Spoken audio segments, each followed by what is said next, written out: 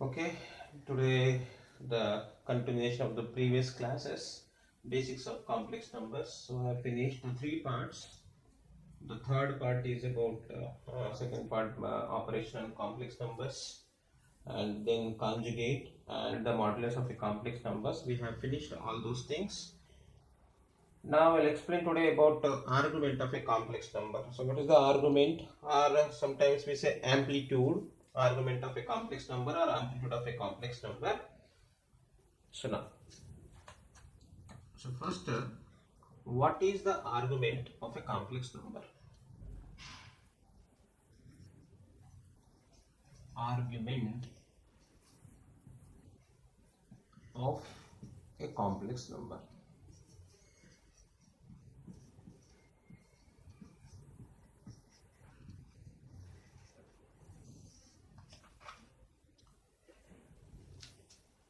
Now, I take a complex number, z is equal to x plus iy.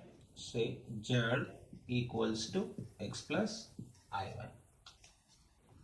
So it's a complex number, z is equals to x plus iy.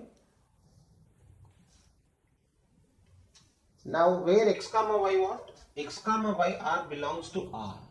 X comma y belongs to R. Now in this x comma y belongs to R, if you write as an ordered pair, that is equal to x plus iy. How can we write? X comma y belongs to R cross R. So don't confuse with R cross R. Just in as an ordered pair is an ordered pair. X is in R, Y is in R. So that's why I'll write X comma Y is in cross product of R and R. So if you plot on the Argand plane, X axis, Y axis. So here we have P X comma Y. Okay. Now join this point P with the origin in the Argand diagram. See, it is O. Now simply the angle made by OP, with a positive direction of x-axis. So this is called positive direction. Okay, x-axis, the right part of x-axis is what? We say positive direction, and this is negative direction of x-axis. So the line OP, whatever the line OP makes an angle with the positive direction of x-axis, say something alpha I say, that is called argument of the complex number z. So here we know already what is the modulus of a complex number. Modulus of a complex number is what? Distance from the point O to the point P. In the previous part I discussed and I explained what is the mod z. Here the distance is always unique. This is mod z. Okay, distance from O to the point P, it is the mod z, which is unique. For example, if somewhere you take a point Q, what happens? The point Q, the distance will be different from P. So OQ distance is unique. So for every point there is a unique distance from the origin. So if you change point R here, what happens? The distance from O to R will be only one value. But whereas the argument is not unique. Argument of a complex number is not unique because of, see this, if I rotate this OP 360 degrees, okay, whenever I complete full rotation, the point P position will be same again. So what is the meaning of that? If you say alpha is argument, if you say argument of something z is alpha, then if you add 2 pi, the same point P will have the same. Alpha plus 2 pi is the argument. Or one more rotation if you do, alpha plus 4 pi is again argument of the same complex number. So therefore for a complex number, argument is not unique. So if you say this is 30 degrees, for example, see, now this is 30 degrees. If I say 30 degrees is the what? Argument of the complex number x plus iy. Then 30 plus 360, 390. That is the same, again the same OP makes 390 degrees after one complete rotation. So therefore 30 plus 360, that is also an argument of complex number z is equal to x plus iy. And if you add 360 one more, means if you add 720, to 30. What happens? 720 plus 30, that is 750 degrees. This is also an argument of the same complex number. So for every rotation, the argument of the complex number will be same. So from this point of view, what I can say is the argument of complex number is not unique, like the modulus of a complex number is unique. Now you see, so just now we learned that argument is not unique. Means for every complex number there are infinitely many arguments possible.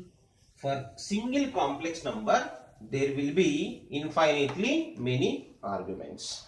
Now see, one more time I'll explain the same thing. So this is your real axis. This is real axis. Actually we want to call x-axis, we call it as real axis in organoid plane, and this is called imaginary axis.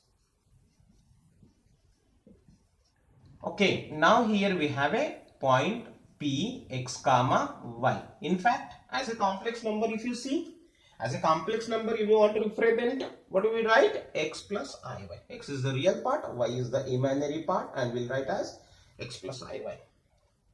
Now, just now I told you, what is that? The angle made by the line OP, with a positive direction of x-axis, that we are calling as what? Argument of the complex number.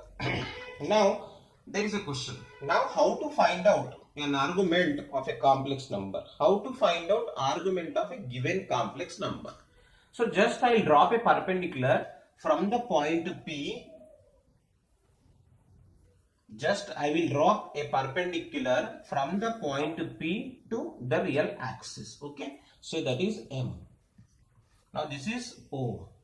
Now we can apply trigonometry now. So just I find what is the value of tan alpha. Tan alpha is opposite side to alpha. Opposite side to alpha is what? PM divided by, what is the adjacent side? Adjacent side is OM. But PM is the y coordinate and OM is the x coordinate of the point. So this is y by x. So tan alpha equals to y by x. So if you want to find out alpha, if you need alpha, what we will do? We write alpha is equals to tan inverse of y by x. So alpha is equals to tan inverse of y by x is a formula to find out argument of a complex number. Alpha is equal to tan inverse of y by x. So if alpha is equal to tan inverse of y by x is an argument, then by the previous discussion just now I told you, if alpha is argument of a complex number, then by adding 2 pi's, 360, 720, multiples of 2 pi. If you add any multiple of 2 pi, again it will become the argument of same complex number. So therefore, the general argument we can write, in generally, what you can write? Argument of that Z is equals to alpha plus any multiple of 2 pi. So that is 2k pi. So this is general argument of Z. So what is k value here? K may be 0. That will become alpha plus 0 is alpha. Yes, correct. K is equals to 1. Then what happens? 2 pi. If k is equal to 2, 2 to 4, 4 pi. That means by putting the values of k, you will get multiples of 2 pi. If any multiple of 2 pi it is added to the argument, still it will become an argument of the same complex number. So that is argument. Now, but we won't use arguments, all arguments in our problems. So what is the argument we are going to use? So many arguments are there, infinitely many arguments are there. So what is the argument we have to use in a theoretical concepts or while you are solving the problem? What is the argument we are going to use out of such infinitely many arguments? The argument we use is the least numerical value. So if we have, for example, argument of a complex number is 30 degrees, by adding 360, you will get one more argument. What is that? 390. Again by adding 360, what you will get? 750 degrees. So these are all argument of a single complex number, out of which we are going to use the argument 30 degrees, which is the least value. So how can we decide the least value of argument? Okay. Now, in fact, whenever you select argument, okay, in between minus comma plus pi, including pi, not minus pi. So if you select an argument of a complex number in between minus 180 degrees to plus 180 degrees, in between minus 180 degrees to plus 180 degrees, that will become numerically least value. Now remember what I am saying. Observe what I am saying. Notice what I am saying. What I am saying? Numerically least value. Numerically least value means don't consider the negative symbol or positive symbol. Just number wise it should be least. So sometimes we may take 0 to 360 degrees. 0 to 360 degrees, whatever the value you are getting, that also you can take.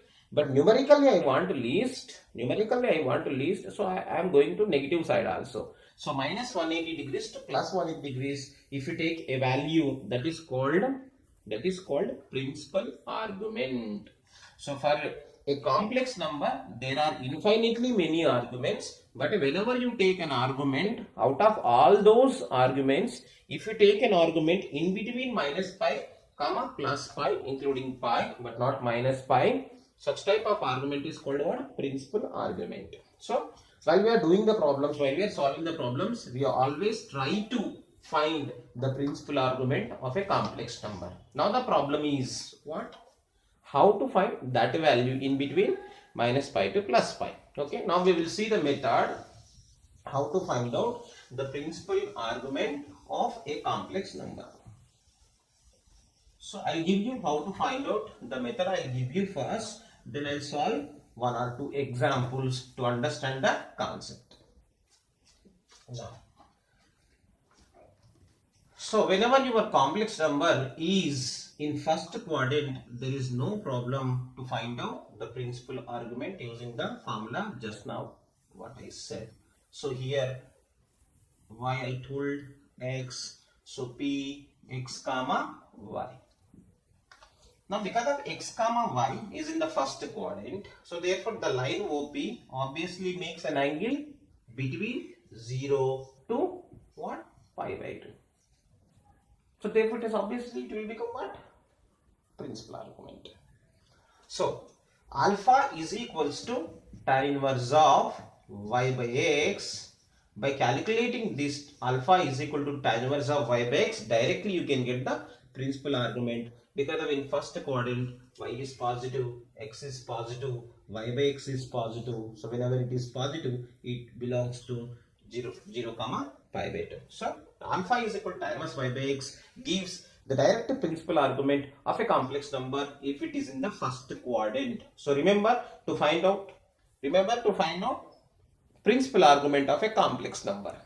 Whenever it is in the first quadrant, is simply calculated by alpha is equal to tan inverse of y by x.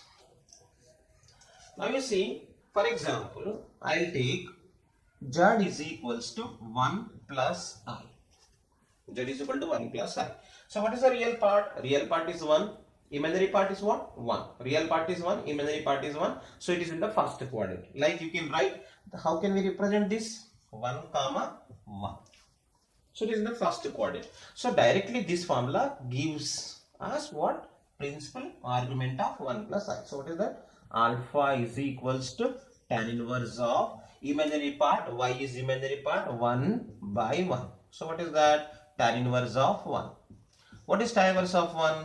Pi by 4. Because of tan 45 degrees is how much? 1. So therefore alpha is equals to pi by 4. This is principal argument of the complex number 1 plus I. Now you see the second case. If one complex number I will take q, it is in the second quadrant. So what you want to find out? The argument of the complex number. What I told argument of the complex number means the angle made by this line joining with origin OQ with the positive direction of x-axis. Now this is our argument now. Okay, so this is the value you have to find out. So how to find out this value? So principal argument we have to find out now. But in generally, what I'll do first, so this is, let us suppose q is x comma y. So if you take q is equal to x comma y, what happens here? See this, the x coordinate is in negative side. So x will become now negative. X is negative, whereas y is positive. X is negative and y is positive. So what I will do now? So instead of taking tan inverse of y by x, first I will calculate alpha is equal to tan inverse of modulus of y by x. Alpha is equal to tan inverse of modulus of y by x. So what I made? I took, in fact, x comma y. For example, you see, minus 1 comma 2 is there. But what I took here? By mod. Mod means they are both are becoming positive. So instead of minus 1 comma 2 is in the second quadrant. But I am taking modulus. So it will become what? 1 comma 2. So 1 comma 2 will be in the first quadrant. So then by using this formula, alpha is equal to tan inverse of modulus of y by x. Using this formula, alpha is equal to tan inverse of modulus of y by x. What you are going to get? The angle made by this point joining with the origin. This angle you are going to get, which is same as this. Which is same as this angle. So you are going to get this angle alpha now. But we want this. We want this one. So here to here how much? It's a complete angle of a straight line 180, in which this is alpha. We want from here to here. We want from here to here. This is the angle we want to find out. But if I take total up to this, it will become 180, out of which this is what? Alpha. So what I will do now, out of 180, I will cut this portion. So if I cut this portion, whatever shaded now, if I cut out of this total half rotation 180, if I cut this rotation, what I will get? The angle made by this line with positive direction of x-axis. What is it? That is the argument which is required. So therefore, whenever the point is in the second quadrant, if your complex number is in the second quadrant, the argument of that complex number will be about pi minus alpha. So this is argument of complex number whenever the complex number z is in the second quadrant. Argument of z will be pi minus alpha. Remember what is alpha? Alpha is tan inverse of mod y by x. So once again I will revise this. The second quadrant, if it is in the second quadrant, how to find out argument, I will revise and I will give you one example also. So see once again, here we have point P x comma y in the second quadrant. So actually in the second quadrant, what happens? X will become negative. X is negative. Y is positive. But what I am calculating? I am calculating alpha value using the formula alpha is equal to tan inverse of mod y by x. Making both positive. If you make both positive, what happens? That point will become, so same x value, same distance, x distance, same y distance here. So indirectly it is what? See this. If you say this is the mirror, so if you say y-axis is the mirror or imaginary axis is mirror, then this point image will be this. Okay, so this is the point P dash. So P dash will be the image. So same y length, same x length. So this is, you are going to get, this is y again, this is x again. So y is positive, x is also positive. So therefore tan inverse y by x is going to give you this angle. This is the alpha you are going to get, which is numerically the same as this alpha. But what is the argument? What is the argument? Argument is the angle made by this line OP with the positive direction of, this is the positive direction of x-axis. So once again I am repeating, this is totally 180, out of which you have to cut this angle. That is what? Alpha you have to cut. So 180 minus alpha. 180 degrees minus alpha or pi minus alpha. So now the conclusion is, if your complex number Z is in the second quadrant, and if you obtain alpha value using the formula tan inverse of mod y by x, then what is argument of Z? Argument of Z is equals to pi minus alpha. Now you see one example. Z is equals to 1 minus 1 plus I. So as a point, if you want to represent, how it will become? Minus 1 comma plus 1. Minus 1 comma plus 1. So minus 1, therefore x is negative. Plus 1, y is positive. Therefore it is in the second quadrant. So first you calculate always alpha. What is formula for alpha? Alpha is equal to tan inverse of mod y by x. So alpha is equals to tan inverse of mod y by x. So y is 1, x is minus 1, 1 by minus 1, 1 upon minus 1, 1 upon minus 1 is minus 1, but we have mod, so it will become 1. Again tan inverse of 1 is what? Pi by 4. Now here see carefully. I got the alpha value. Don't confuse, alpha is not argument. Alpha is not argument of Z, it is not argument, because of it is in the second quadrant. So if you want argument, whenever the complex number is in the second quadrant, we have alpha value, then the argument of Z is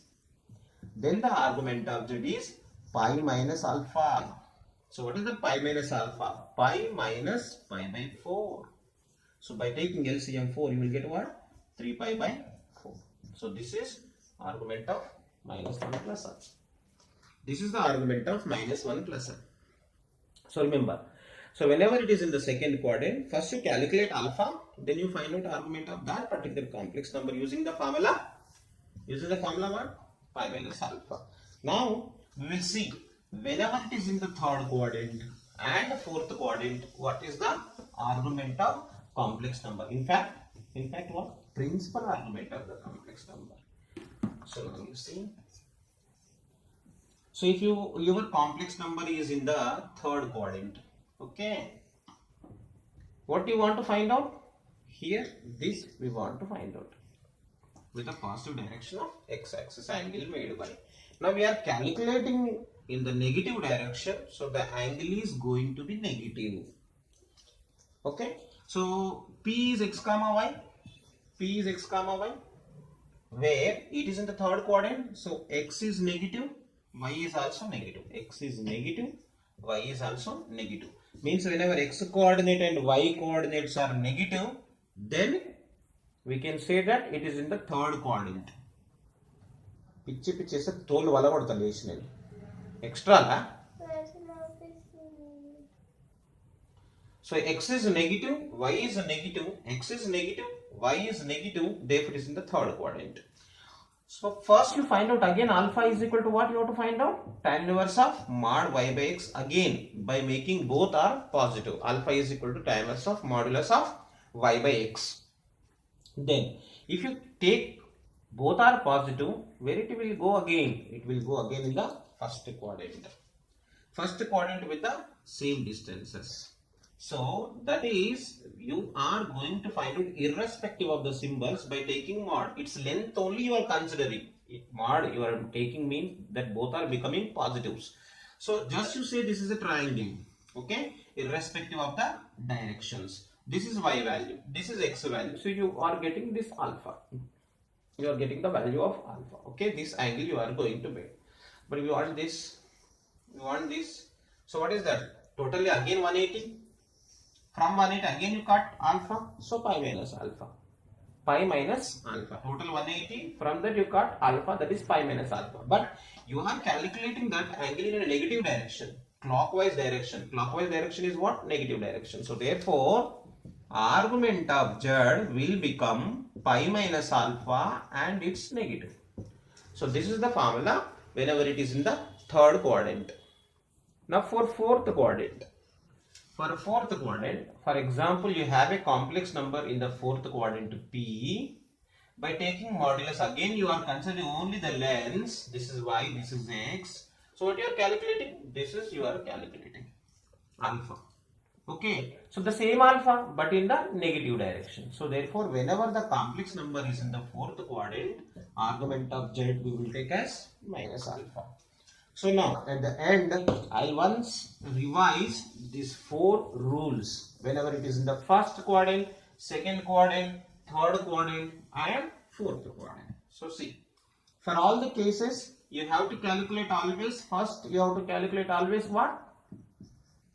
This is important thing. Always you have to calculate alpha is equals to tan inverse of modulus of y by x, irrespective of whether x is negative or positive and whether y is positive or negative. First you calculate alpha is equal to f of mod y by x. What is this?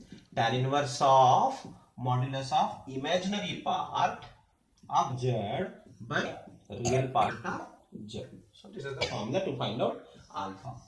Or maybe you can say theta or beta or gamma. Okay, so I am taking the symbol alpha. So once you have got alpha, okay, then you decide the complex number is in the which quadrant. So whether it is in the first quadrant or second quadrant or third quadrant or fourth quadrant. How to decide that complex number is in which quadrant? Very simple. Both are positive. Real part is positive. Imaginary part is positive. It is in the first quadrant. Second quadrant, x is negative, y is positive. Second quadrant. Third quadrant, x is negative, y is negative. Fourth quadrant, x is positive, y is negative. So these are the signs you can see to verify that complex number belongs to which quadrant. Now, if x is positive, y is positive, then in the first quadrant, then argument. Okay, it is same as alpha. Argument of z is same as alpha. But it is in the second quadrant. What is the argument of z is equal to pi minus alpha. If it is in the third quadrant, minus of pi minus alpha. If it is in the fourth quadrant, just minus alpha. So now you see whatever I just now discussed about the argument and how to find out principal argument. Now I will show you the three examples other than the first quadrant. Okay, now you see z equals to, if I want to take a complex number from the third quadrant, both should be negative. So minus 1 minus I root 3. Minus 1 minus I root 3. See here. Real part is what? Minus 1, which is negative. Imaginary part is what? Minus symbol with root 3. So minus root 3. So both are what? Negative.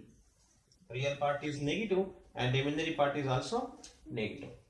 So therefore it is in the third quadrant. Now what is the procedure to find out principal argument? The procedure is, first you have to find out alpha. What is alpha? Alpha is equals to tan inverse of mod y by x. So what is y? What is x? Imaginary part and real part. And both you take positive, because of after writing modulus it will become positive only. So just I'll take, without taking minus 1, just I take the number. Root 3 is the imaginary part and 1 is the real part. So just you neglect the symbols, whatever the symbols it is given, that you take the numbers only. Imaginary part is root 3 and real part is plus 1. So this is equal to tan inverse of root 3. Tan inverse of root 3. So tan inverse of root 3 is what? Tan 60 degrees is root 3. So try to write always in terms of radian measurement. 60 degrees in the radian measurement is pi by 3. So alpha I got pi by 3. But remember, once again I am telling you, be careful, this is not argument. This is not principal argument. Principal argument we need to find. Then, because of it is the third quadrant, according to the rule just now I discussed, what is the argument of z.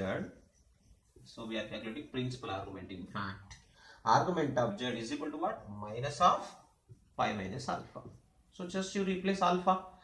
Minus of pi minus pi by 3.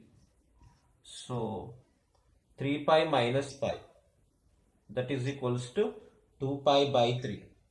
Therefore minus 2 pi by 3, that is what? Minus 120 degrees. It is in between minus 180 and plus 180. So this is the principal argument. Argument of z is equals to minus 2 pi by 3. Now one more example I will take. Just I'll change the symbols. Okay, just I change the symbols because of I need a fourth quadrant complex number. In fourth quadrant, x is positive and y is what? Negative. So this is, now I will take 1 minus I root 3. X is positive and y is negative, therefore it is in the fourth quadrant. In the fourth quadrant, so again I will calculate what? Alpha is equal to tan inverse of mod y by x. The same again for third quadrant, how I did the same thing again. Tan inverse of root 3 you are going to get. What is tan inverse of root 3 again? Pi by 3. Now, in the previous cases also, for the third quadrant also, I took the same alpha pi by 3. There is no change. For any quadrant, the alpha value is not going to be changed. Modulus of y by x, we take the positive values and we calculate the value of alpha. Now, the main thing is, according to the quadrant, what is the formula? We have to find out argument or principal argument. So, argument of z for the fourth quadrant, what is the argument? Minus alpha. So therefore minus pi by 3. So I got now the principal argument of z. Principal argument of z is what? Minus pi by 3. So this is the way of finding the principal argument of any complex number. So once again the procedure is what? First we will find out alpha using this tan inverse of modulus of y by x. Then if it is in the first quadrant, the same alpha will become principal argument. It is in the second quadrant, minus of pi minus alpha. If it is, sorry, what is that? Pi minus alpha. And if it is in the third quadrant, minus of pi minus alpha. And if it is in the fourth quadrant, minus alpha. So these are the rules to find out principal argument of a complex number. But remember, argument is not unique. By adding 2 pi's for all these values, we keep on adding 2 pi, 4 pi, 6 pi, 8 pi, any multiple of 2 pi. If we add, still that measurement of the angle is the argument of the same complex number. So there are infinitely many arguments possible for each complex number. But out of those values, the angle which lies between minus pi to plus pi, numerically least argument is called principal argument. So keep in mind, these 4 rules will